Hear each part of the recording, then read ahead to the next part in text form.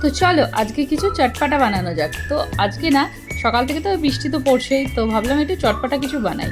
তো সেই জন্য নিয়েছি দুটো আলুটাকে ভালো করে ছুলে নেব, ছুলে লম্বা লম্বা করে কেটে নেব।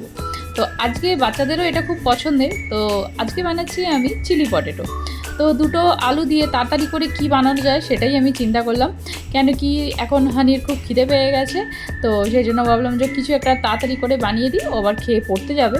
তো সেই জন্য আমি এখানে নিয়ে নিয়েছি আলু, ভালো করে ধুয়ে ছুলে এরকম লম্বা লম্বা করে কেটে নিয়েছি। দেখো আলু আমার কাটা হয়ে গেছে। এবার এর মধ্যে দিলাম অল্প একটু নুন, এর মধ্যে দিচ্ছি 2 চামচ কর্নফ্লাওয়ার আর 1 চামচ চালের গুঁড়ি দিয়ে এটাকে ভালো করে একটুখানি মাখিয়ে নেব এর মধ্যে। আর এর মধ্যে দিলাম কাশ্মীরি লঙ্কার গুঁড়ো দিয়ে এবার ভালো করে একটু একটু জল দিয়ে এটাকে মেখে নেব, যেন এই কর্নফ্লাওয়ারের ব্যাটারটা এর মধ্যে পুরো আলুর মধ্যে কোট হয়ে যায়। একটু একটু করে জল দিয়ে দেখো পুরোটা মেখে নিয়েছি। এবার একটা ফ্রাই প্যান বসিয়েছি, ওর মধ্যে দিয়েছি অল্প একটু সাদা তেল দিয়ে এবার একটা একটা করে আলুগুলোকে ভেজে নেব। দেখো একটা একটা করে আলুগুলোকে ভেজে নিচ্ছি, দিয়ে একদম আস্তে করে গ্যাসের ফ্লেমটা আস্তে করে দেব, দিয়ে একদম লাল লাল করে ভেজে নেব। এই দেখো আমার লাল লাল করে ভাজা হয়ে গেছে।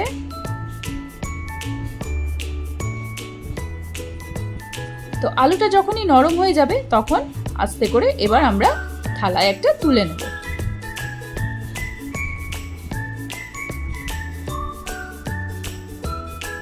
তো আমার আলুগুলো সব তোলা হয়ে গেছে। এবার ওই ফ্রাই প্যানেই যেই তেলটা আছে ওই তেলের মধ্যে দিলাম অল্প একটু রসুন কুচি। তো রসুনটাকে অল্প একটু লাল করে নেব। এবার এর মধ্যে দিলাম অল্প একটু আদা কুচি, আদাটা আমি এর মধ্যে এরকম গ্রেট করেই দিয়ে দিলাম। দেখো এবার আদা কুচি দিয়ে এবার এর মধ্যে পেঁয়াজ আর ক্যাপসিকাম আর কাঁচা লঙ্কা কুচি করে রেখেছিলাম সেটা এর মধ্যে দিয়ে দিলাম।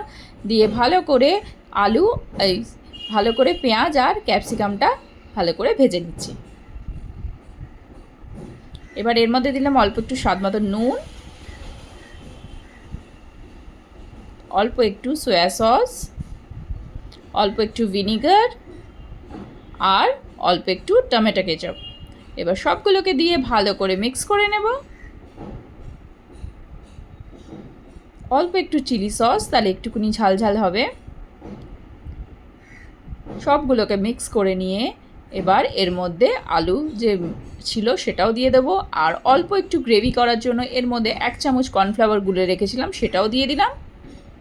দিয়ে ভালো করে মিক্স করে এবার এর মধ্যে আলুগুলো দিয়ে দেবো।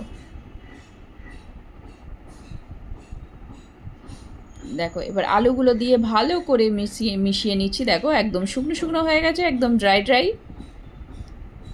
আমার চিলি পটেটো একদম রেডি। এবার এর মধ্যে দিলাম অল্প একটু হানি, 1 চামচ মতন হানি দিয়ে দেবো উপর দিয়ে, আর অল্প একটু সাদা তিল দিয়ে এবার নামিয়ে নেব। তো এবার প্লেটের মধ্যে ঢেলে নিচ্ছি।